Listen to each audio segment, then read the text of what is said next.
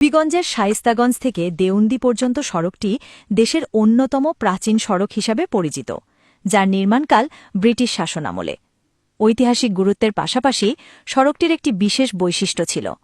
এটি দিয়ে একসময় ট্রলি নামের বিশেষ পরিবহন যাতায়াত করত।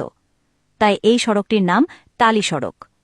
রেল লাইনের অনুরূপ কিন্তু তুলনামূলকভাবে চিকন লোহার শিক বসানো রাস্তায় চলত এই ট্রলি, যা মূলত মালামাল পরিবহনের কাজে ব্যবহৃত হতো।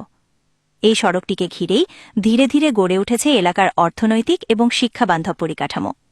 ১৯২৭ সালে প্রতিষ্ঠিত ঐতিহাসিক শানখলা মাদ্রাসা, পরে শানখলা বাজার, শানখলা ইউনিয়ন পরিষদ, শানখলা উচ্চ বিদ্যালয়, বরমপুর বাজার, ৫০ উচ্চ বিদ্যালয় ও কলেজ, কালীনগর বাজার, মাসুক মিয়া হাফিজিয়া মাদ্রাসা সবকিছুই এই সড়কের সঙ্গে নিবিড়ভাবে সম্পৃক্ত।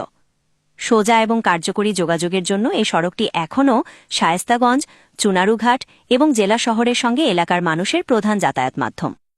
কিন্তু দুঃখজনক হলেও সত্য, ঐতিহাসিক এবং ব্যবহারিক গুরুত্ব সত্ত্বেও বর্তমানে সড়কটি চরম অবহেলা শিকার। কর্তৃপক্ষের অবহেলা, দীর্ঘসূত্রিতা ইত্যাদির কারণে দ্রুত সংস্কার ও মেরামতের উদ্যোগ না নেওয়ায় রাস্তাটি আজ গর্ত, পানি, কাদা ভরা ও চলাচলের অযোগ্য। বর্ষার এই মৌসুমে পরিস্থিতি আরও ভয়াবহ রূপ ধারণ করেছে। যান চলাচলের অযোগ্য এই রাস্তা এখন এক প্রকার মরণ ফাঁদে পরিণত হয়েছে। প্রায়ই ঘটছে দুর্ঘটনা, আহত হচ্ছেন সাধারণ পথচারী ও যানবাহনের চালকরা। এলাকাবাসীর একমাত্র দাবি, দ্রুত এই ঐতিহাসিক ও গুরুত্বপূর্ণ সড়কটি মেরামত